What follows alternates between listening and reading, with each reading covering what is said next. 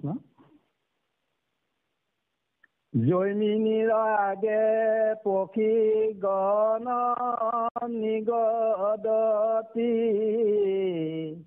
ঋষিক যায় বাৰ দেখি উঠিলা নৃপতি। হৈ বায়ু বখিলা কোমৰক কোলে ধৰি, চিন্তন্ত বখিয়া ৰাজা ঋষিক সুমৰি।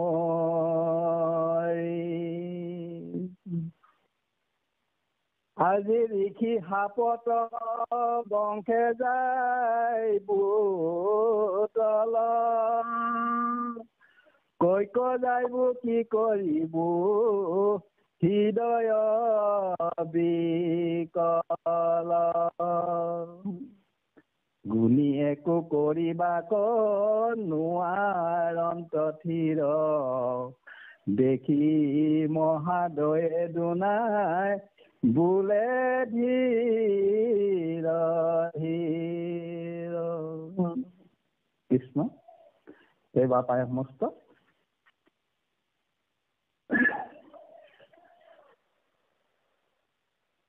ৰজা হৰিশ্চন্দ্ৰ উপাখ্যানৰ এই কাহিনীভাগ আপোনাৰ হবে ইতিমধ্যে বিশেষ আমাৰ অতি শ্ৰদ্ধাৰ বিশ্লেষক আইবা সমস্তই ইতিমধ্যে কেইবাটিও খণ্ড আগবঢ়াই নিলে। এতিয়া ৰজা হৰিশ্চন্দ্ৰ উপাখ্যানৰ কাহিনীভাগ অতি ৰোমাঞ্চকৰ, অতি সংবেদনশীল আৰু অতি হৃদয় বিদাৰক। আমাৰ পদবন্ধে যি কৈছে তাৰ সেইভাগেই বিশ্লেষণ বা ব্যাখ্যা আগবঢ়োৱাৰ আগতে আমি ইয়াৰ পূৰ্বে কিছু কথালৈ আগবাঢ়ি যাব লাগিব। ইতিমধ্যে আপোনাৰ হবে নিশ্চয় সু-বিশ্লেষকসকলৰ মুখেদি এইখিনি জ্ঞাত হৈছে। তথাপিও আজি এই পদবন্ধে ক'বলৈ যোৱা এই বিষয়ভাগটি আমি যদি ইয়াৰ পাতনি হিচাপে অকণমান আগবাঢ়ি যাওঁ তেতিয়াহ'লে বুজিবলৈ নিশ্চয় সুবিধা হ'ব। আৰু ইতিমধ্যে আপোনাৰ হবে এইখিনি জ্ঞাত, তথাপিও আমি পাতনিতে ইয়াৰ পূৰ্বৰ কিছু কথা আমি ক'বলৈ আগবঢ়া হৈছে। নিশ্চয় অপৰাধ হ'ব, অপৰাধ মৰিখন কৰিব। গুৰুজনাই হৰিশ্চন্দ্ৰ উপাখ্যান ভাগ মাৰ্কণ্ডেয় পুৰাণৰ পৰা সংগ্ৰহ কৰিছে। হৰিশ্চন্দ্ৰৰ এই উপাখ্যান ভাগ অন্য বিভিন্ন শাস্ত্ৰতো পোৱা যায়, বিশেষকৈ দেৱী পুৰাণ, তত্ত্ববৰ্মন ইত্যাদি এনে কিছু উপাখ্যান ভাগ পোৱা যায়।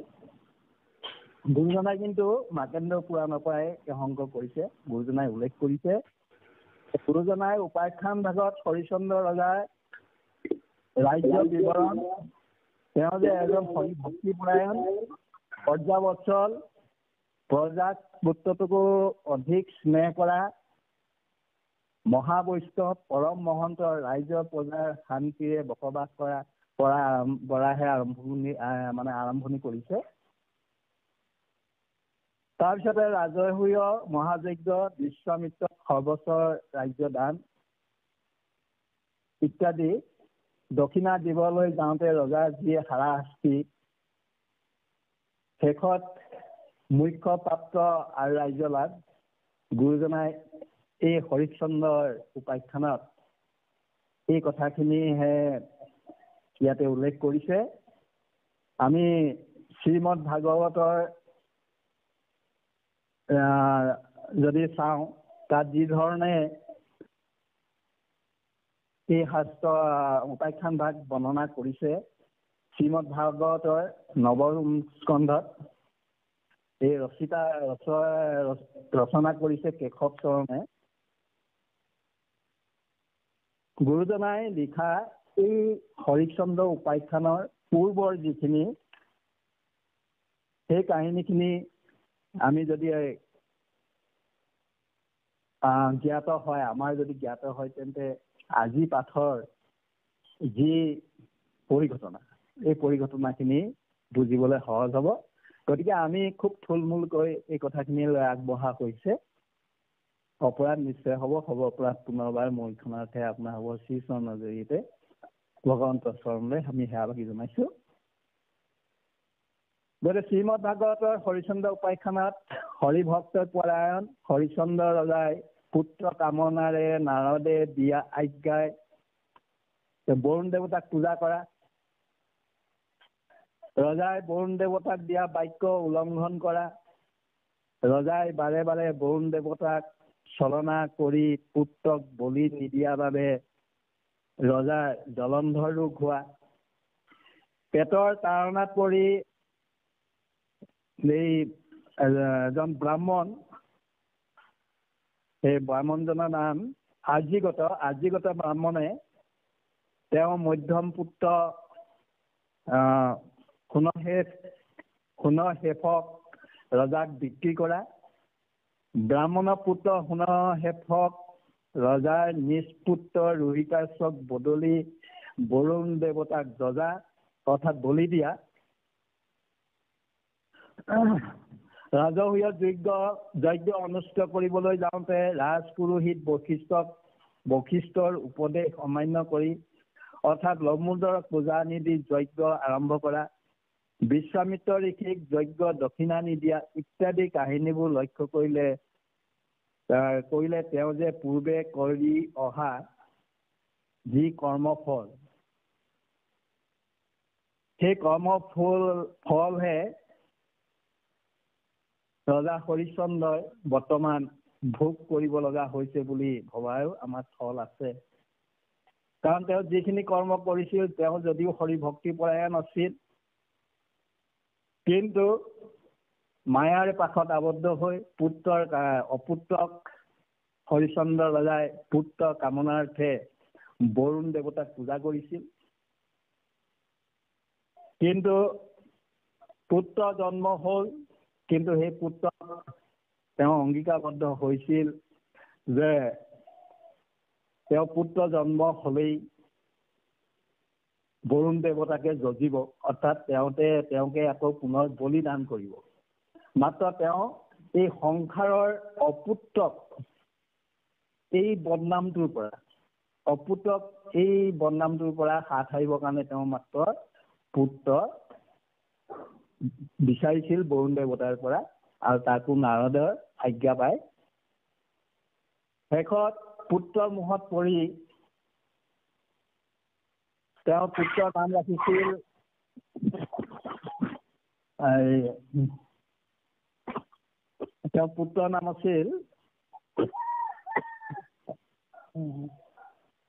ৰোহিতাশ্ব। তেওঁৰ পুত্ৰৰ নাম আছিল ৰোহিতাশ্ব। আৰু সেই পুত্ৰৰ মুখত পৰি তেওঁক নানা চলাহী কথাৰে বৰুণ দেৱতাক কি কৰিছিল, তেওঁ চালনা কৰিছিল। আৰু তেওঁ এই ৰোহিতাশ্বক বলি নিদি নানা কৌশলেৰে তেওঁক আঁতৰাই পঠাইছিল। আৰু শেষত এই অজিগত নামৰ যিজন ব্ৰাহ্মণ, এই ব্ৰাহ্মণৰ তেওঁ পেটৰ তাৰণাত পৰি ৰজাক তেওঁ যি মধ্যম পুত্ৰ সোণশেফক ৰজাক বিক্ৰী কৰিছিল। আৰু শেষত ৰজা হৰিশ্চন্দ্ৰই সেই পুত্ৰকেই কি কৰিছিল, তেওঁ পুত্ৰ বুলি বলিদান দিছিল। সেইখিনি নিশ্চয় অপৰাধ ঘটিছিল। অন্য হাতেদি ৰাজহুৱা যজ্ঞ যেতিয়া তেওঁ পাতিবলৈ ঠিক কৰিছিল, সেইটো সময়তে বিভিন্ন ৰজা প্ৰজা সকলোকে মাতিছিল, কিন্তু দুৰ্ভাগ্যবশতঃ ঋষি বিশ্বামিত্ৰ থাকি গৈছিল। আৰু বিশ্বামিত্ৰ সেই ঋষি থাকি যোৱাত পিছত তেওঁৰ ৰাজহুৱা যজ্ঞৰ সমাপ্তিৰ পিছত যেতিয়া তেওঁ চিকাৰলৈ গৈছিল, সেই চিকাৰলৈ যাওঁতে ৰজা বিশ্বামিত্ৰ যিবাক স্থান বিশ্বামিত্ৰ যিডোখৰ ঠাইত তেওঁ অৱস্থান কৰি আছিল সেই আশ্ৰমত এগৰাকী স্বৰ্গৰ অপেচৰা তাতে বন্দী কৰি থৈছিল। তেওঁ যিকেইখন আশ্ৰম আছিল সেই আশ্ৰমৰ গছ ডাল ইত্যাদি ভঙাৰ কাৰণে বা ফল মূল খোৱাৰ কাৰণে, কিন্তু ৰজা হৰিশ্চন্দ্ৰই চিকাৰত গৈ যেতিয়া সেই আশ্ৰম পালেগৈ আৰু সেই কান্দি থকা নাৰীক মোকলাই দিয়াৰ ফলস্বৰূপেই ৰজা ঋষি বিশ্বামিত্ৰ খঙত অগ্নিশৰ্মা হ'ল আৰু কোনে এনে কাম কৰিলে বুলি জানিব পাৰিলে যে ৰজা হৰিশ্চন্দ্ৰই কৰিলে। গতিকে ৰজা হৰিশ্চন্দ্ৰ এই সুযোগতে তেওঁক খঙত অগ্নিশৰ্মা হৈ সকলো দান বিচাৰিলে। আৰু আনহাতেদি ৰাজহুৱা যজ্ঞ পাতিবলৈ যাওঁতে তেওঁলোকৰ কুলপুৰোহিত বশিষ্ঠই এই যজ্ঞ আৰম্ভ কৰিবলৈ যোৱাৰ আগতেই গণেশ লম্বোদৰক পূজা কৰিবলৈ কৈছিল। গতিকে এই পূজা কৰিবলৈ যাওঁতেও এই ভক্তিপৰায়ণ ৰজা হৰিশ্চন্দ্ৰই কিন্তু হৰি পূজা কৰিবলৈহে বশিষ্ঠক আজ্ঞা দিলে আৰু বশিষ্ঠই তেওঁ আজ্ঞা মানি সেইভাগে এই যজ্ঞভাগ সমাপন কৰিলে। কিন্তু ইয়াতেই হ'ল অপৰাধ ভাগ। আৰু যিটো অপৰাধৰ কাৰণ তেওঁ হৰিভক্তি পৰায়ণ যদিও আছিল, হৰিভক্তি পৰায়ণ হোৱাৰ পিছতে বৰুণ দেৱতাক পূজা কৰোঁতে তেওঁ যিটো বেবিচাৰ কৰিলে, অনাচাৰ নহয়, এইটো বেবিচাৰ হ'ল। গতিকে বেবিচাৰ কৰা ভক্তি ভগৱন্তই নিজেই কৈছে, অনাচাৰ কৰে সিটো নোহে মোৰ দোষী, বেবিচাৰ কৰে সিটো মোৰ দোষী। গতিকে বেবিচাৰী এই অপৰাধত পৰি তেওঁ প্ৰথমেই যিহেতু কৃষ্ণ ভক্তিৰ পৰা আঁতৰি আহিল আৰু গণেশেও সেইকাৰণে এই সুবিধাটো চাই আছিল। আৰু শেষত তেওঁলোকৰ এই বিশ্বামিত্ৰ ঋষি আশ্ৰমত এটা কৌশল ৰচনা কৰি তেওঁক এই বিশ্বামিত্ৰ হতুৱাই কি কৰিলে, অভিশাপ দিয়ালে।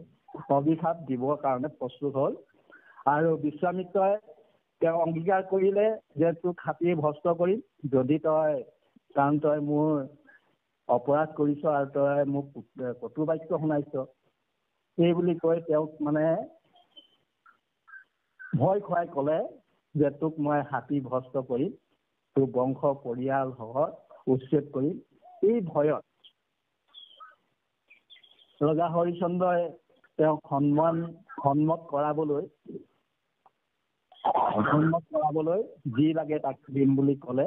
আৰু শেষত তেওঁ ৰাজ্য বিচাৰি অকণমান অসুবিধা হয় আৰু হয় আপুনি এনেকুৱা চাউণ্ড বিলাক শুনি পালে আপুনি নিজে ৰখি দিব, ৰখি কিনে আপুনি সেৱা ধৰিব আপোনালোকে বুলি, নহ'লে মানে অনুষ্ঠানটো একেবাৰে হেৰি হৈ যায়।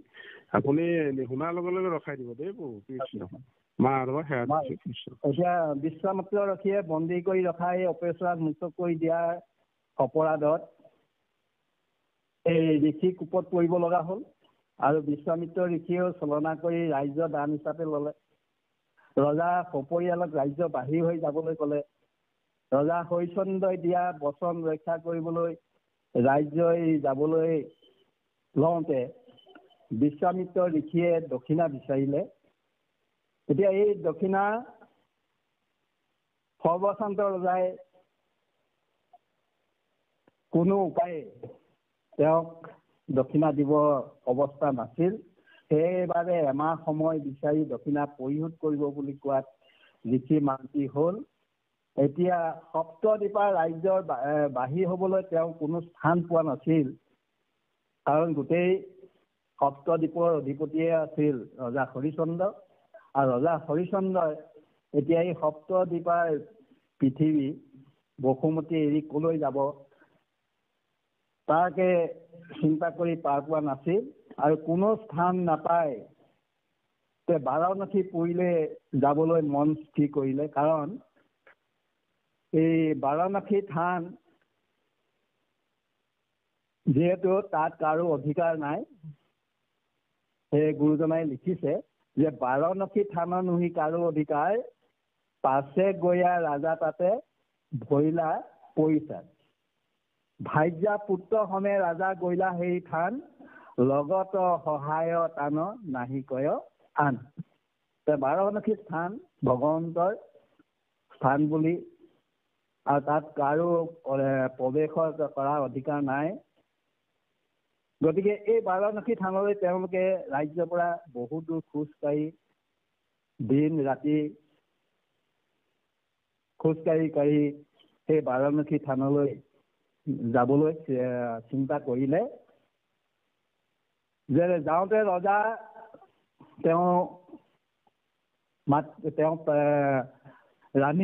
ৰজা ৰাণী শৈব্যা আৰু পুত্ৰ ৰোহিতাশ্ব যি অৱস্থা হৈছিল, কাৰণ ভোকে পিয়াহে খাবলৈ নেপায়, তাৰপিছতে গোটেই ৰাতি দিনে খোজ কাঢ়োতে তেওঁলোকে অত্যন্ত ভাগৰি পৰিছিল। যি গুৰুজনা কাপত যেন জীৱন্ত হৈ উঠিছে। বাৰে বাৰে তেওঁলোকে মূৰ্ছা গৈছে, তথাপিও হৃদয় বিশ্বামিত্ৰ খঙত অগ্নিসমাৰ হৈ পুনৰ দক্ষিণা বিচাৰিয়ে আছে। আৰু বিশ্বামিত্ৰই হৰিচন্দ্ৰক কোনোপধ্যেই তেওঁ দক্ষিণাৰ পৰা বঞ্চিত নকৰিবলৈ বাৰে বাৰে সকীয়াই দিছে। আৰু সেই কৰুণ যি দৃশ্য, সেই যি কৰুণতা, অন্তত বিশ্বামিত্ৰ ঋষিয়ে কেতিয়াও সিমানখিনি দেখিও তেওঁ হৃদয় গলা নাই। তথাপিও কৈছে, আৰু তাৰ ফলস্বৰূপে আজি আমি যি ভাগ পাঠলৈ আগবাঢ়িছো, এই পাঠ ভাগি ইয়াকে কোৱা হৈছে। তাৰ আগতেই কৈছে যে দক্ষিণা দিবাকৰ দৰে পাইলা তোক চিন্তাৰ দৰে মিছাত আচখ ভেমজুৰি। তেওঁলোক যেতিয়া চেতনাবিহীন হৈ মাটিত লুটি বাগৰি খাই আছে, কেতিয়াবা চেতনা পাইছে আৰু কেতিয়াবা চেতনা আকৌ হীন হৈছে। তেনে অৱস্থাটো কিন্তু ঋষি বিশ্বামিত্ৰই কৈছে কি বুলি, যে দক্ষিণা দিবাকৰ দৰে পাইল তোক চিন্তা দৰে নিশাত আচখ ভেমজুৰি। তই এইবোৰ ভাও ধৰিছ, গতিকে তই উঠা ধৰ্ম জানি আপোনাৰ সত্যবাণী ৰাখি মোক জানতে দিয়া দান। সত্যে সূৰ্য আছে ৰহি, সত্যহে আছে মহি, সত্য সম ধৰ্ম নাহি আন। তই সত্য ৰক্ষা কৰিবলৈ তই দিয়া বাক্য ৰক্ষা কৰি মোক অনতি পলমে এই যি মোক দক্ষিণা দিবলগীয়া আছে দক্ষিণা দে। কাৰণ সত্যহে প্ৰকৃতাৰ্থত সকলোবিলাক সত্যত থাকিয়েহে এই বিশ্ব ব্ৰহ্মাণ্ডখন চলি আছে। সত্য অবিহনে এই বিশ্ব ব্ৰহ্মাণ্ড কোনো স্থিতিত নাথাকিব নোৱাৰে, ই নিশ্চয় ধ্বংস হৈ যাব। গতিকে সেইকাৰণে কৈছে যে সত্য সূৰ্য আছে ৰহি, সত্যতে আছে মহি, সত্য ধৰ্ম নাহি আন। সত্য সম আৰু ধৰ্ম নাই। গতিকে তই যি অংগীকাৰ কৰিছিলি সেই অংগীকাৰ মতে মোৰ দক্ষিণা দে বুলি ৰজা হৰিচন্দ্ৰক বাৰে বাৰে কৈছে। আৰু কৈছে কি, শুন অবে মহাপাপ, জানিলো পাতিলি কাপ, বিস্তৰ নবোলা আৰু বাক, আজি সূৰ্য অস্ত গইলে, জানো ৰখা তলে গইলে, দেৱে আনি নেদে দক্ষিণাক। আকৌ কৈছে যে শুনে হেৰৌ মহাপাপী, তই মোৰ কথা মোক চল চাতুৰি কৰি দক্ষিণা নিদিয়া ভাও জুৰিছ। গতিকে তই এজন মহাপাপী, আৰু তোৰ কথা আৰু মই বেছি নুশুনো। আজি সূৰ্য অস্ত যোৱালৈকে মাত্ৰ তোৰ সময় আছে, আৰু এই সময়ত যদি তই মোক দক্ষিণা নিদিয় তেন্তে তোক হাতী ভস্ম কৰিম। আৰু নেৰাইবে তুহুৰ বাপ, বংশক দহিবে সাপ, কৰৈ ঋষি আতি চতি ফতি, কৰা ৰাজ্য কৰ্ণপাত, হানি তেকে চাহু বাট, এহি বুলি গৈলন্ত উলটি। গতিকে অকমান সময়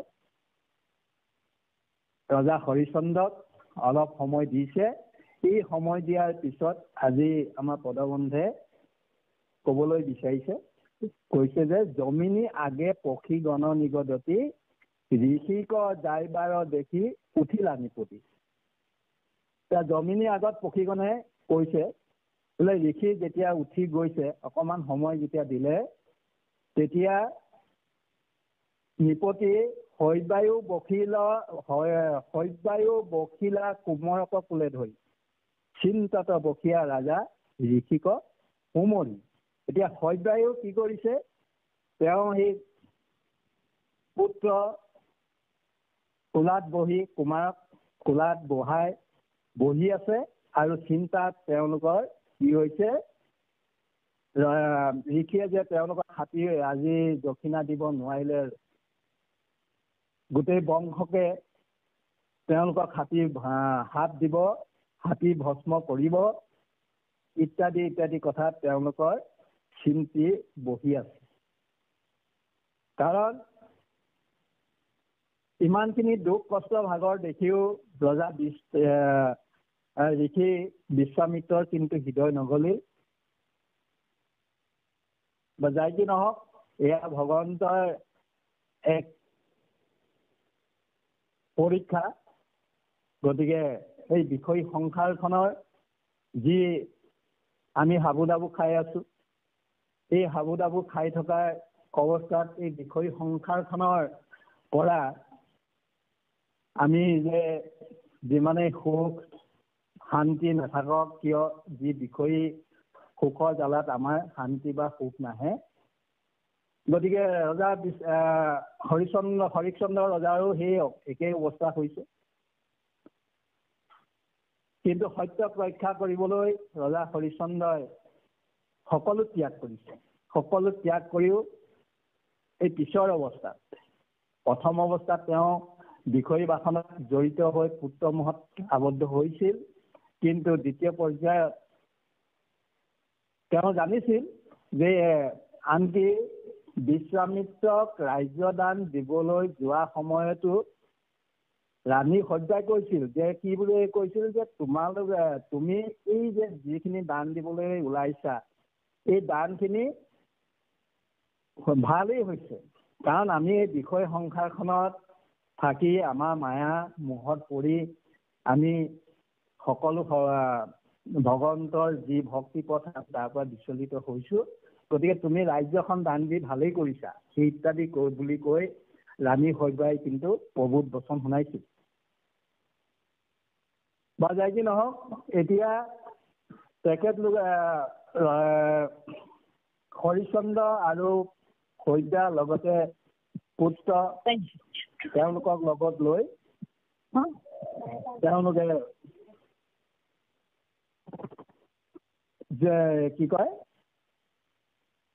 বাৰাণসী থানত, এই বাৰাণসী থানত তেওঁলোকে বহি আছে।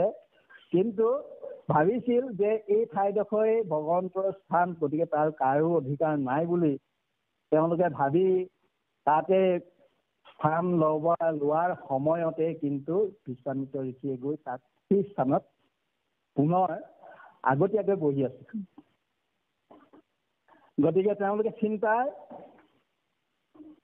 চিন্তি এতিয়া কি হব, মানে ঋষি সাপত সৰ্বাংশে যাইবুতল কৈক যাইবু কৰিব হৃদয় বিকল। গতিকে আজি ঋষি সাপত আমি সকলো তল যাম, সবংশে ধ্বংস হম, আৰুনো কলৈ যাম, কি কৰিম, এয়া হৃদয় বিকল হৈছে। তেওঁলোকৰ হৃদয়ৰ একেবাৰে যোৱালৈ স্থান চিত নাইকিয়া হৈছে। গুণী একো কৰিবাক নোৱাৰন্ত ঠিক, দেখি মহাদয়ে দুনাই বোলে বিৰধি। এতিয়া কলৈনো যাম, কি কৰিম, একো ধ্যান কৰিব নোৱাৰি। মহাদয় অৰ্থাৎ ৰাণীয়ে দুনাই ধীৰে ধীৰে কৈছে,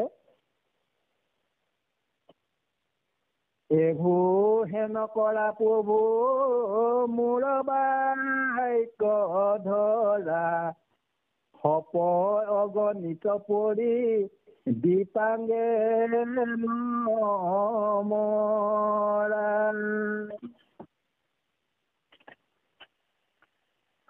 মোক বিকিও কহিয়া কৰিও কথিৰ দক্ষিণাক খুজি হাত এৰায়ো ৰিখিৰ।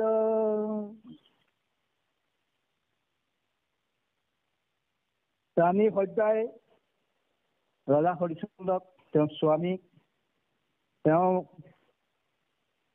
ধীৰে ধীৰে কবলৈ কৈছে, এইবোৰ হেন কৰা প্ৰভু মূৰৰ বাক্য ধাৰা, মোৰ বাক্য লক্ষ্য, মই যি কৈছো তাকে তুমি কৰা। সাপৰ অগণিত পৰি বিপাঙে নমৰা। যে ঋষিৰ যি সাপ, এই ঋষি সাপত পৰি যে আমাৰ সকলো ধ্বংস যাতে নকৰা, বিপাঙত বিভূতিত যাতে নপৰা, তাৰ কাৰণে চিন্তা কৰা। তাৰ পৰা উপায় আছে যে মোক বিকি উক হিয়া কৰি কঠি, মোক বিক্ৰী কৰিবলৈ, মোকে বিক্ৰী কৰিবলৈ, অৰ্থাৎ ৰাণী সৈতাকে কাৰোবাৰ ওচৰত বিক্ৰী কৰিবলৈ তেওঁ পৰামৰ্শ দিছে। মোক বিকি উক হিয়া কৰি কঠিৰ দক্ষিণাক খুজি হাত এৰায়ো ঋষিৰ। যে দক্ষিণাৰ কাৰণে যি বিশ্বামিত্ৰ ঋষিক পৰা হাত এৰাবলৈ তেওঁ পৰামৰ্শ আগবঢ়াইছে। এতিয়া নিজৰ আইগৰাকীক, যিগৰাকী সাধাৰণ আয়ো নহয়, যিহেতু ৰাজপটেশ্বৰী ৰাণী সন্ধ্যা, আৰু তেওঁ নিজেই কৈছে যে মোকে বিক্ৰী কৰি বিশ্বামিত্ৰ ঋষি যি ঋণ, সেই ঋণ পৰিশোধ কৰা।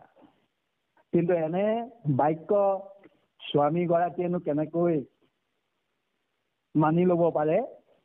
গতিকে এইকাৰণে কৈছে, হেন শুনি ৰাজাতি ভৈলন্ত নিত কাদন্তে লুটক নাখে যেন কাষ্ট এৰাম হৈবা কবুলন্ত বান্ধৈ কৰা মোৰ বাক পৰম নিদয় হৈয়া বিকিবো তোমাক। হেন শুনি ৰাজা অতি ভৈলন্ত নিতত কানন্তে লুটক নাখে যেন কাষ্টৱত। তেওঁ যেন চকু পানীও শেষ হৈ গৈছে। এই বাক্য শুনি, ৰাণী সন্ধ্যাৰ যি বাক্য, এই বাক্য শুনি ৰজা হৰিশ্চন্দ্ৰ একেবাৰে কান্দিবলৈ, যেনেকে চকু পানী কান্দতে লুটক নাখে যেন কাষ্টৱত, যেনে কাঠত এটা চকু পানী নোলায়, তেনেধৰণৰ এটা অৱস্থা আহি পৰিছে। আৰু শৈবাক কৈছে, শৈবাক বুলন্ত বান্ধৈ কৰা মোৰ বাক পৰম নিৰ্দয় হৈয়া বিকিব তোমাৰ। মই কেনেকে ইমান নিৰ্দয় হৈ তোমাক কেনেকে বিক্ৰী কৰিম, সেয়া সত্যা। তাৰপিছতে কৈছে, মহাকুৰ পাপী জনো নাচৰে ইহাক তাহাতো অধম হৈয়া বিকিব তোমাক। কেন মতে কণ্ঠ ৰব যাই বই বাণী, হেন বুলি তৈৰ উঠি লন্ত তিনি পানী।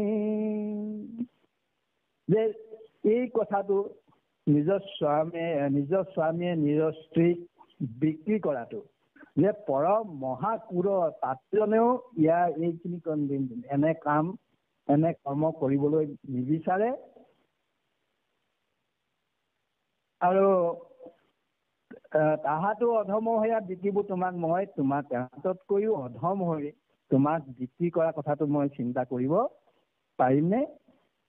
কেন মতে কণ্ঠৰ বজাই দে ইটো বাণী, মই তোমাক বিক্ৰী কৰিম বুলি এই কণ্ঠত মোৰ বাণী কেনেকে ওলাব, মোৰ কণ্ঠই দি কেনেকে বাজ হব? কেন মতে কণ্ঠৰ বজাই দে ইটো বাণী, হেন বুলি তৈৰ উঠিলন্ত তিনি পানী। তাৰপিছত এই কথা চিন্তা কৰি তেওঁলোকে থিয় হল। ভাই যায় সহিতে গৈলা নগৰৰ মাজে বেৰি বেৰি তাখম্বাক সুধে সামৰাজে কোন দেখি তোমৰা উত্তমতি প্ৰাণী কুমৰক দেখি দুগ্ধ লাৰু দেয়ানি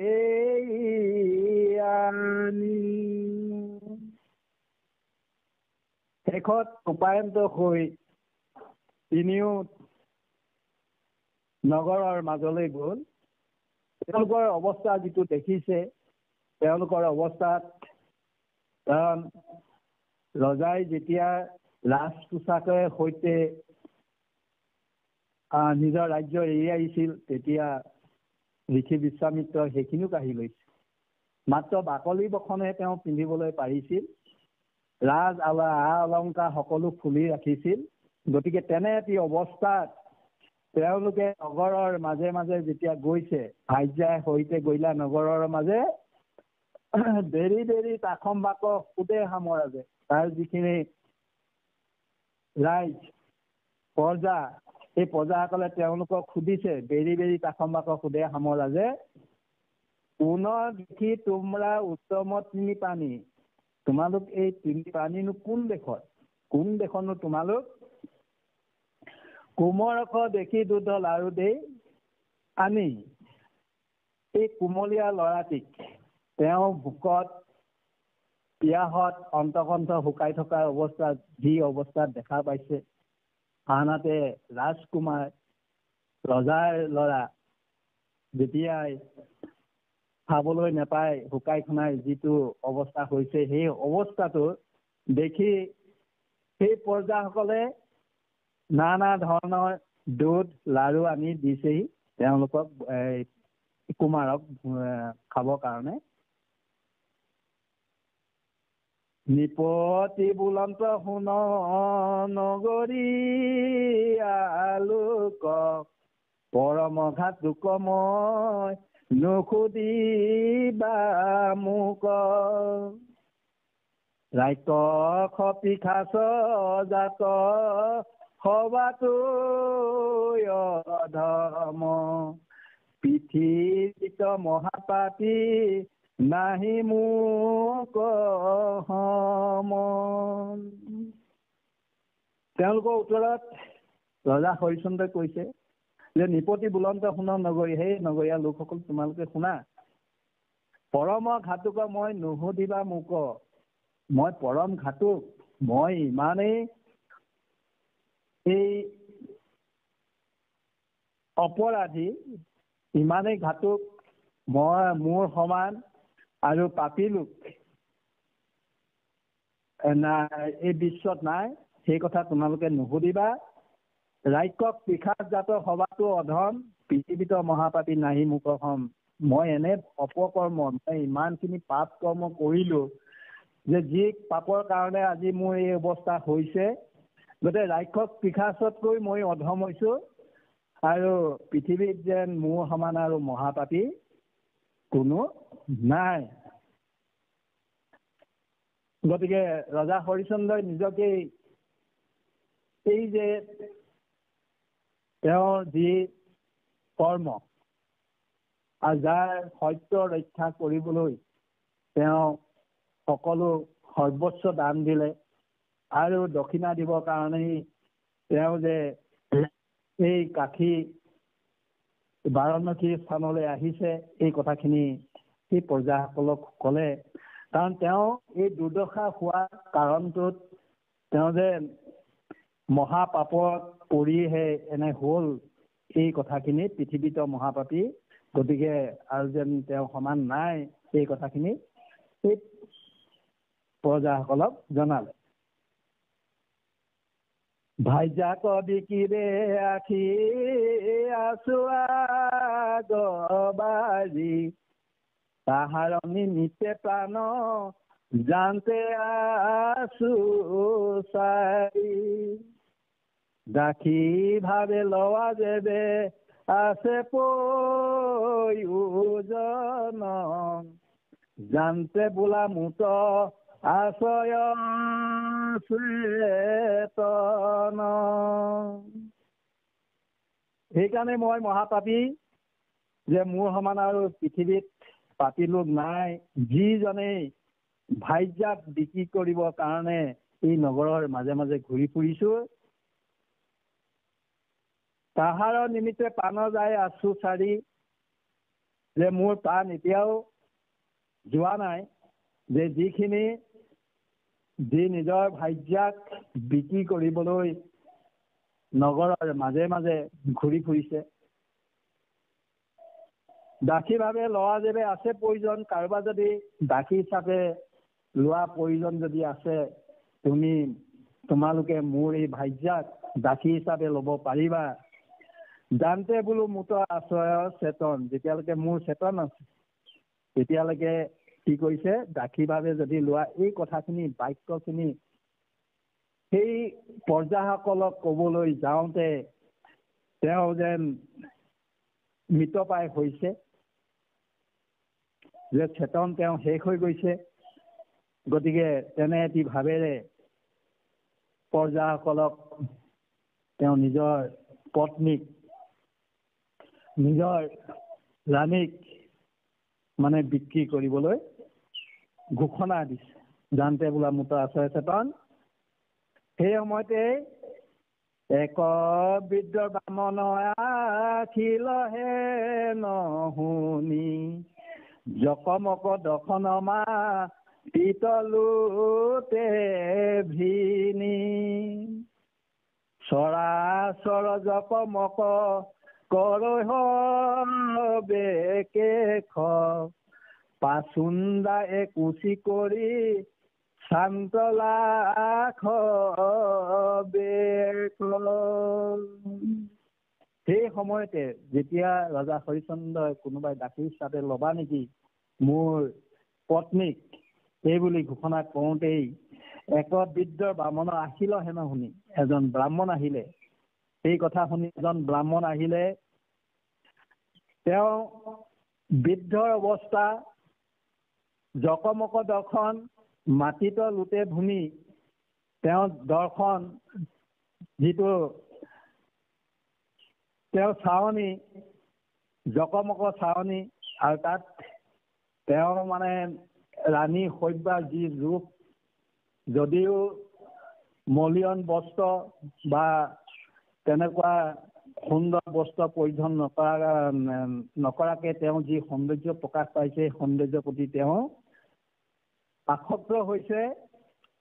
চৰাচৰ জকমক কৰে হবে জকমক দৰ্শন মাটিত লোটে ভূমি, একেবাৰে ওপৰৰ পৰা তললৈকে চাইছে। চৰাচৰ জকমক কৰে হবে কেশ, আৰু তেওঁ যি চুলি, সেই চুলি কি হৈছে জকমক, মানে সেই কেশবিলাক অৰ্থাৎ মৰাপাতৰ দৰে চুলি, চৰাচৰ জকমক কৰে, মানে গোটেইখিনি যেন জকমক কৰিছে। তেওঁ পাচুন্দা একুচি কৰি শান্ত লাখ দেশ, অৰ্থাৎ পাচুন্দা একুচি কৰি তেওঁক সেই দৃষ্টিৰে ৰাণী শৈব্যাক দৃষ্টি নিক্ষেপ কৰিছে।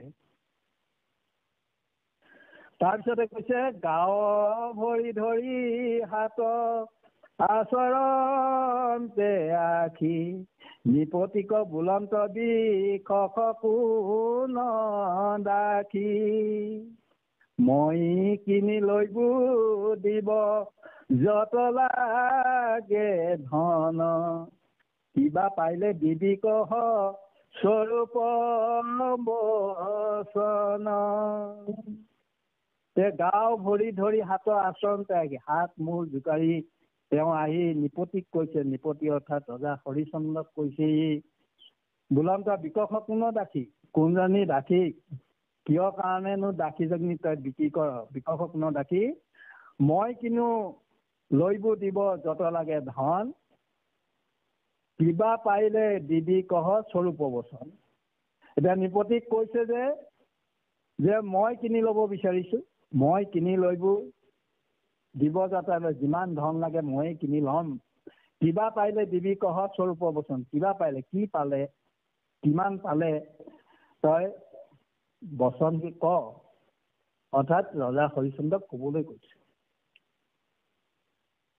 যত নগৰৰ আমি সাধক কৰাও, নানাবিধ বস্ত্ৰ যত ঘৰে বখি পাও। দুখ পাইবে লাগি কিছু নকৰিবা শংকা, ঘৰতো পৰিয়া আছে লক্ষ্য কোটি টংকা। বৃদ্ধ বামুণে ৰজা হৰিশ্চন্দ্ৰক কৈছে, কাৰণ ৰজা হৰিশ্চন্দ্ৰক চিন্তা কৰিবলৈ কোৱা নাই, কিয়নো তেওঁ ইমানেই সম্পত্তিবান আৰু নগৰৰ যিমানখিনি প্ৰজা আছে, নগৰত যিমানখিনি নগৰবাসী আছে, তেওঁলোকক কি কৰে, সকলোকে তেওঁই খুৱায়। আৰু যত নগৰ আমি সাধক কৰাও, নানাবিধ বস্তু যত ঘৰে বহি পাওঁ, আৰু যিমানখিনি বস্তু মোৰ প্ৰয়োজন হয় ঘৰতে বহি মই পাওঁ। আৰু তুমি দুখ পাইবা বুলি, তোমাৰ পত্নী দুখ পাইব বুলি চিন্তা নকৰিবা, শংকাও নকৰিবা, ভয় নকৰিবা। আৰু মোৰ ঘৰত লক্ষ্য কোটি টকা আছে। কাৰণ ৰজা হৰিশ্চন্দ্ৰ তেওঁৰ পত্নীক তেওঁৰ ওচৰত বিক্ৰী কৰিবলৈ এইখিনি প্ৰলোভন বাক্য বৃদ্ধ বামুণে কৰিছে, যাতে ৰাণী হত্যাক তেওঁৰ হাতৰ পৰা ৰাণী যাতে অন্যে কিনিব নোৱাৰে, এইখিনি কথা প্ৰলোভন বাক্যে ৰজা হৰিশ্চন্দ্ৰক কৈছে। আৰু কৈছে যে একেখানি ভাইজা মূৰ ৰাতি সুকুমাৰী, প্ৰাণ সম আমাৰ প্ৰথম দিহানাৰী। কৰ্ম কৰিবা কনে দুখ পাইবা দৰে, পানী আনি আপুনি ৰন্ধন কৰো ঘৰে। বোলে প্ৰাণৰ সম আমাৰ প্ৰথম দিহা নাই। আমি যিগৰাকী ব্ৰাহ্মণে কৈছো, যিগৰাকী মই প্ৰথমে বিয়া কৰালো, তেওঁ এজনী সুকুমাৰী, সৰু ছোৱালী, একোখানি ভাজ্যা মূৰ আতি সুকুমাৰী, প্ৰাণ সম আমাৰ প্ৰথম দিহা নাৰী। তেওঁ মোৰ প্ৰথম গৰাকী পত্নী, বিয়া কৰা অনা প্ৰথম গৰাকী নাৰী। তেওঁক মানে কৰ্ম কৰিবা নিদিওঁ, দুখ পাইব দৰে, তেওঁক মই কৰ্ম কৰিবলৈ নিদিওঁ, তেওঁক অতি সুখ শান্তিৰে থাকিবলৈ দিওঁ। কাৰণ আৰু সেইখিনি কৰিবলৈ তেওঁক ইমানেই মই আদৰ কৰো বা মৰম কৰো, আনকি পানী আনি নিজে ঘৰত ৰন্ধা বঢ়াখিনি মই নিজেই পানী আনি ৰন্ধা বঢ়াখিনিও ময়েই কৰো। তথাপি তেওঁক মোৰ এই সুকুমাৰী গৰাকীক, মোৰ ভাইজা গৰাকীক মই কষ্ট নিদিওঁ। তোৰ ভাইজা দেখো এই স্বভাৱে সুধীৰ, কৰ্মত কুশল হৈবে সুধীৰ শৰীৰ। এই দাসী পাইলে ভাল পাইবে ব্ৰাহ্মণী, যেন লাগে লওঁ ধন ময়ো নিবো কিনি। গতিকে মোৰ ভাগ্যা দৰে তোৰো ভাগ্যা একেই স্বভাৱ, এই স্বভাৱে সুখী। নিশ্চয় কৰ্মটো কৰ্মটো সকলো আগবঢ়া হব। আৰু তেওঁ শৰীৰ সুদৃঢ়, সুন্দৰ এটা আছে। এইগৰাকীক যদি মই দাসী হিচাপে পাওঁ, তেন্তে মোৰ ভাগ্যায়ো বৰ ভাল পাব। গতিকে তোক কিমান টকা লাগে, যেন লাগে লওঁ ধন, তই কিমান টকা ধন বিচাৰ মই ময়ে কিনি দিম। গতিকে ইয়াতে দুগৰাকী আইৰ মাজত, দুগৰাকী নাৰীৰ মাজত যিটো তুলনা, যে যিসকল সাধাৰণতে লম্পট, যিসকল নাৰীৰ প্ৰতি আসক্তি বেছি, সেইসকলে এতিয়া শৈবাৰ ৰূপ সৌন্দৰ্যত মোহিত হৈছে। নিজৰ এগৰাকী স্ত্ৰী আছে, অথচ তেওঁক সুখত ৰাখিবলৈ, তেওঁক একো কাম কৰিবলৈ নিদি নিজেই ৰন্ধা বঢ়া কৰা তেওঁ যিগৰাকী পত্নীক সেই সমদৃষ্টি কিন্তু সেই বুঢ়া বামনে শৈবাৰ প্ৰতি কৰা নাই।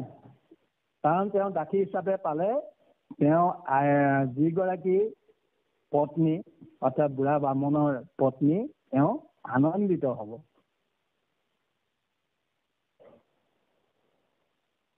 গতিকে যিমান টকা লাগে সিমান টকা দিম বুলি কৈছে।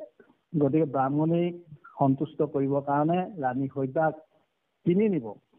এই কথাটো তেওঁ যিমান টকাই লাগে সিমান টকাই দিব বুলি ৰজা হৰিশ্চন্দ্ৰক ক'লে। ব্ৰাহ্মণৰ শুনি ব্ৰজ সমান বচন, মহাদুখে নিপতিৰ বিদাৰিল মন। মাটি বাকন পাৰিয়া ৰাজা সেই তালে, গুৰ কটা গাছ যেন পৰিল নিধালে। মহাদুখে নিপতিৰ বিদাৰিলা মন, মাটি বাকন নপাৰিয়া ৰাজা সেহি। ব্ৰাহ্মণৰ শুনি বৰ্জ সমান, তেওঁ যি বচন, ব্ৰাহ্মণৰ যি কথা যে তোমাক যিমান টকা লাগে তোমাৰ পত্নীক মোক দিয়া, মই কিনি নিম, এই কথাষাৰ শুনাৰ লগে লগে, এই বৰ্জ বাক্য শুনাৰ লগে লগে ৰজা হৰিশ্চন্দ্ৰ তেওঁ মন বিদাৰিলে। তেওঁ মন একেবাৰে বিচলিত হ'ল। মহাদুখে নিপতিৰ বিদাৰিলা মন, মাটি বাকন নপাৰিয়া ৰাজা সেহি তালে, গুৰ কটা গাছ যেন পৰিল নিধালে। তেওঁ সেই কথা শুনি তেওঁ আৰু মাত বোল নাইকিয়া হ'ল। যেনেকে গুৰি কটা গছ যেনেকে পৰি যায়, ৰজা হৰিশ্চন্দ্ৰ তেনেকে মাটিত লুটি খাই পৰিল নিধালে। উঠ কিবা লৈবি বুলি ব্ৰাহ্মণে মাতন্ত, অচেতন ভৈল ৰাজা মেদন্ত সিদ্ধান্ত। কণ্ঠৰু নোলাই মাত বিহল পৰায়, তব ধনয়নে ৰাজা থাকিল চাই। এতিয়া উঠ কিবা লৈবি বুলি ব্ৰাহ্মণে মাতন্ত, ব্ৰাহ্মণে মাতিছে, কি বুলি মাতিছে যে উঠ কিবা লৈবি বুলি ব্ৰাহ্মণে মাতন্ত, কিন্তু ৰজা অচেতন ভৈল ৰজা মেদন্ত সিদ্ধান্ত। এনে এটি কঠোৰ পৰিস্থিতিৰ সন্মুখীন হোৱাৰ লগে লগে ৰজা হৰিশ্চন্দ্ৰই মাটিত লুটি খাই পৰিছিল, অচেতন অৱস্থা হৈ মাটিত ঢলি পৰিল। মাটিত ঢলি পৰাৰ পিছতো কিন্তু বৃদ্ধ বামনে পুনৰ কৈছে যে উঠ কিবা লবি বুলি ব্ৰাহ্মণে মাতন্ত, যে আৰু কিবা লবি নেকি, আৰু তোক অধিক লাগে নেকি, ইত্যাদি প্ৰলোভন বাক্যৰে ৰজা হৰিশ্চন্দ্ৰক কৈছে। কিন্তু হৰিশ্চন্দ্ৰ অচেতন অৱস্থাত তেওঁ কোনো সিদ্ধান্ত দিব পৰা নাই, তেওঁ কণ্ঠৰ পৰা মাত ওলোৱা নাই। আৰু তবধ নয়নে ৰাজা থাকিলন্ত চাই, যে মৃতপাই অৱস্থাত মেলা চকুৰে যেনেকে থ লাগি চাই থাকে, তদ্ৰূপ তবধ নয়নে ৰাজা তেওঁলৈ, সেই বুঢ়া বামনলৈ চাই থাকিল। হেন দেখি দ্বিজৰ কুপিত ভৈল মন, আপোনাৰ গান্থীৰ লুকায়া নিধন।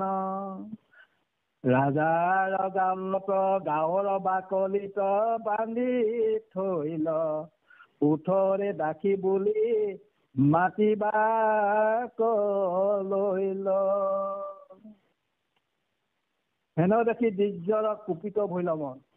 দিৰ্যৰ এই মাত নমতাৰ কাৰণেই তেওঁ যি ৰজা হৰিশ্চন্দ্ৰ বুঢ়া বামুণৰ বজ্ৰবাক্য শুনি তেওঁ অচেতন হৈ ঢলি পৰিল। সেই ঢলি পৰাৰ পিছতো তেওঁ যেন সময়ৰ প্ৰতি সময়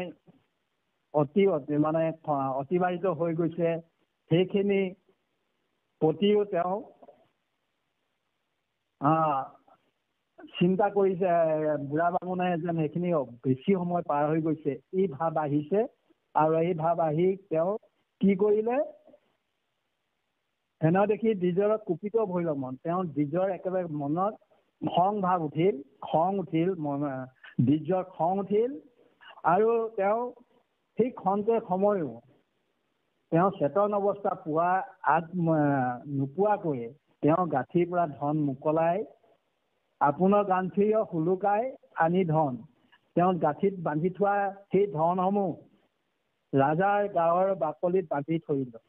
ৰজা হৰিশ্চন্দ্ৰই যি বল্ক যি বাকলি পৰিধান কৰি গৈছিল, সেই বাকলিতেই কি কৰিলে, বান্ধি দিলে। আৰু ৰাণী হৰিদ্ৰাৰ ফালে চাই ক'লে, ওঠৰে দাসী বুলি মাতিবা কল। হেৰ দাসী। ৰাণী হৰিদ্ৰাক কৈছে, হেৰ দাসী উঠ, তই মোৰ লগত এতিয়া যাব লাগে। গতিকে এনে এটা পৰিস্থিতিত যি নিজৰ পত্নীক বিক্ৰী কৰিবলৈ লৈ স্বামীৰ যিটো অৱস্থা, ইয়াৰ জৰিয়তে স্বামী আৰু স্ত্ৰীৰ মাজত, নিজৰ পত্নীৰ মাজত যিটো সম্পৰ্ক, যিটো স্নেহ, যিটো বান্ধোন, আমাৰ এই বিষয় সংসাৰৰ যিটো পাৰস্পৰিক সম্পৰ্ক, সেইটো যদি ৰাণী হৰিদ্ৰা আৰু ৰজা হৰিশ্চন্দ্ৰৰ এই কাহিনীটোৰ মাজে যিখিনি আমাক ক'বলৈ গৈছে, এইখিনি হ'ল স্বামী স্ত্ৰীৰ মাজত থাকিবলগীয়া সম্পৰ্ক। এনে সম্পৰ্কই দুখন আত্মাৰ, পতি পত্নী দুখন আত্মাৰ বিচ্ছেদ কৰিবলৈ যাওঁতে যি কষ্ট হয়, সেই কষ্টৰ কথা ইয়াত এই পদ বন্ধে অৱগত কৰা হৈছে। গতিকে অন্য হাতেদি যিসকলে নিজৰ স্বাৰ্থ পূৰণৰ কাৰণেই চিন্তা কৰে, সেইসকলে কিন্তু এনে দুখ দুৰ্দশা, এনে কঠিন পৰিস্থিতিৰ সন্মুখীন হোৱাৰ কথা চিন্তা নকৰে। তেওঁলোকৰ নিজৰ অভিসন্ধি, তেওঁলোকৰ নিজৰ স্বাৰ্থ পূৰণৰ কাৰণেহে চিন্তা কৰে। গতিকে এনে এটা অৱস্থাত বৃদ্ধ বামনে হৰিদ্ৰাক টানি নি কৈছে যে, আৰে তই ওঠৰে দাসী বুলি মাতিবা কলৈলা। যে তেওঁক টকা পইচা দি দিছে, তেওঁ যিখিনি বিচাৰিছে বা তেওঁ গাঁঠিৰ পৰা ধন হুলুকাই ৰজা হৰিশ্চন্দ্ৰক দিছে, আৰু দি তেওঁ চেতনে পোৱা নাই, তথাপিও ৰাণী হৰিদ্ৰাক উঠিবলৈ কৈছে, তই উঠ আৰু তোক মই টকা হিংসা দিলোৱেই, গতিকে তই মোৰ লগত যাব লাগে, ওঠৰে দাসী বুলি মাতিবা কলৈলা। এতিয়া হৰিদ্ৰাই কৈছে, হৰিদ্ৰাই বুলন্তৰ ৰয়ো হানিতে কলাগি, স্বামীক মাতিয়া যাওঁ ইজন কলাগি।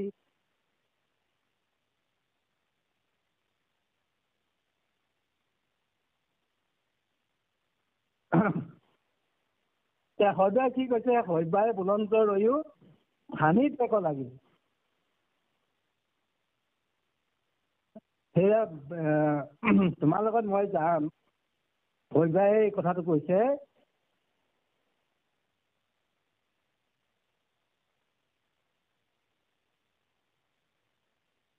কৃষ্ণ, স্বামীক মাতিয়া যাওঁ ইজন নকলাগি, মই তোমাৰ লগত গুচি যাম, এতিয়া মোৰ স্বামীক যাতে এষাৰ মাত লাগে, মাত মাতি যাব পাৰোঁ, কাৰণ আৰু এই জন্মত তেওঁক লগ পাব পাৰোঁ বা নোৱাৰোঁ।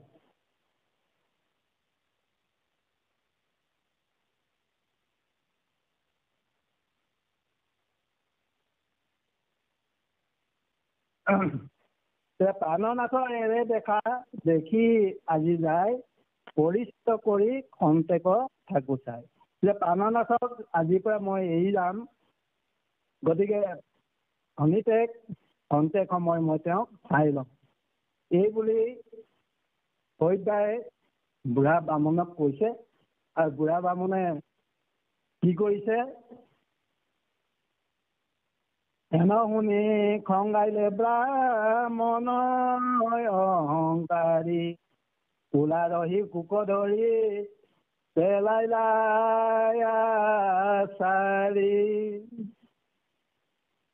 কৈৰ স্বামী পাইলি বুলি মাৰি কুৰি, বাম হাতে চুলি ধৰি লৈ যাম তই আজুৰি।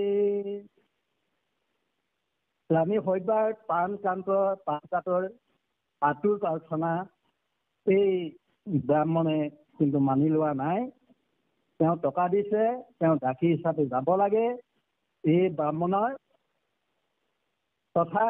গতিকে তেওঁক অন্তত জীৱনত হয়তো লগ নাপাবও পাৰোঁ বুলি স্বামী মুখলৈ খন্তেক চাওঁ, তুমি অকণমান ধৈৰ্য ধৰা বুলি ব্ৰাহ্মণক কোৱাৰ ক্ষেত্ৰতো কিন্তু এই ব্ৰাহ্মণে তেওঁক সেই সুযোগ দিয়া নাই। কি বুলি ক'লে? হেন শুনি খঙাইলে ব্ৰাহ্মণৰ অহংকাৰী। এই অহংকাৰী ব্ৰাহ্মণে খঙেৰে কৈছে বোলে কি, আৰু লগতে কোলা শিশুক ধৰি পেলাইলা আচুৰি।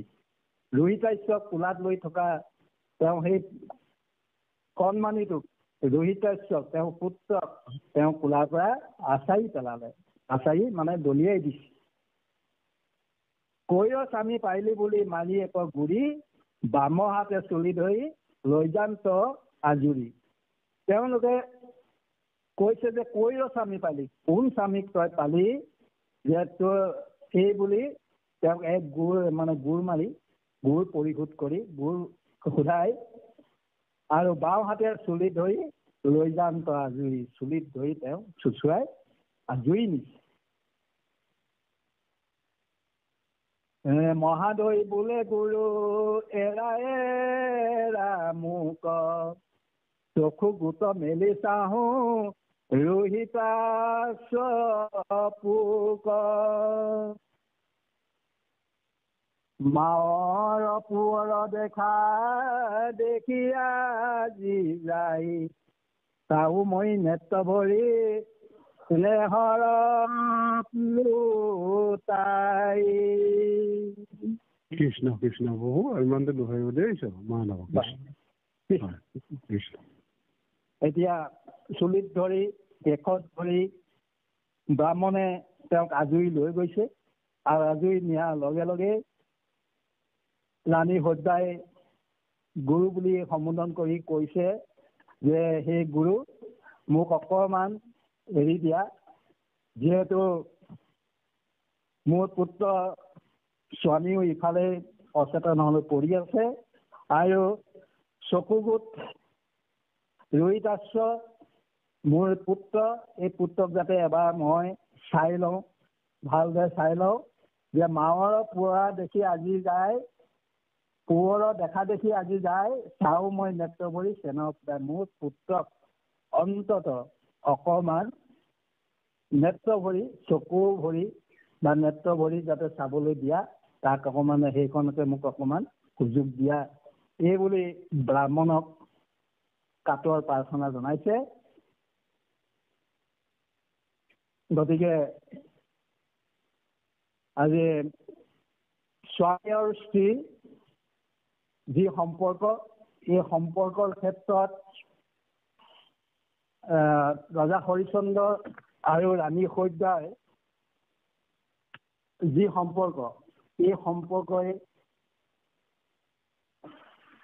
তেওঁলোকৰ যি মাজত স্নেহ, যি মৰম স্নেহ, যি ভক্তি, এই ভক্তিয়ে আমাৰ এই সমাজখনলৈ এটি সুবাৰ্তা প্ৰেৰণ কৰিছে যে এখন সমাজৰ স্বামী স্ত্ৰীৰ মাজত যি সম্পৰ্ক, এই সম্পৰ্ক যদি ৰাণী সজ্ঞা আৰু হৰিচন্দ্ৰ ৰজাৰ দৰে যদি হয়, তেনেহ'লে আমাৰ এই গৃহ কন্দলবিলাক বা আজি সমাজৰ যি পৰিস্থিতি, এই পৰিস্থিতি আমি সন্মুখীন হ'ব নালাগিব।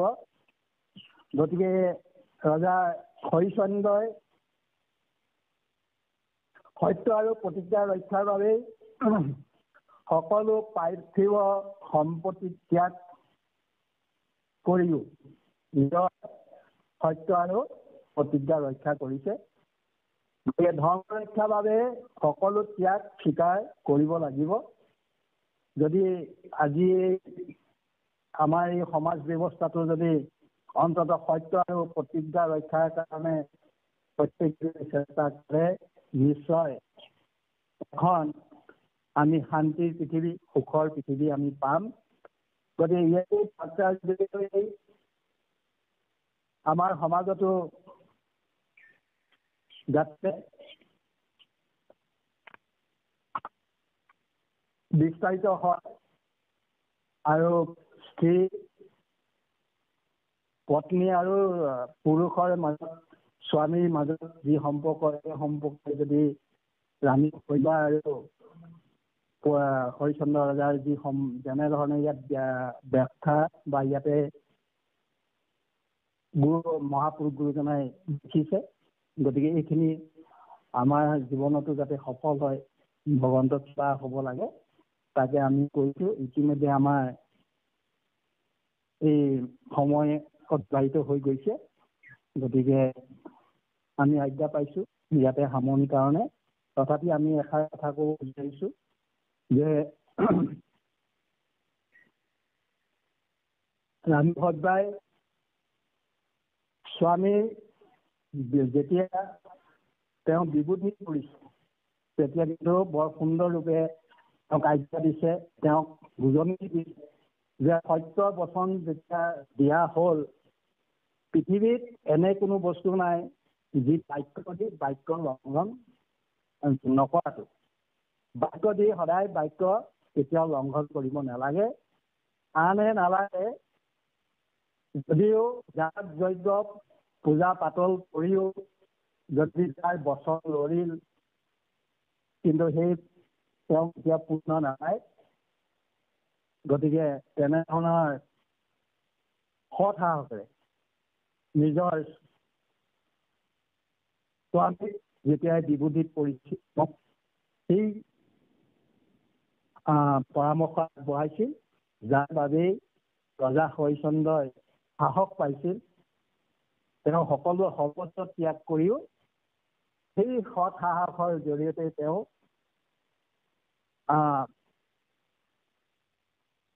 পিছৰ যিখিনি কাৰ্যকাল, তেওঁ সেই পিছৰ কাৰ্যকালত সফল হ'ব পাৰিছিল। গতিকে আমিও আমাৰ সময়ৰ প্ৰতি লক্ষ্য ৰাখি ইয়াতে সামৰণি দিবলৈ আগবাঢ়িছোঁ।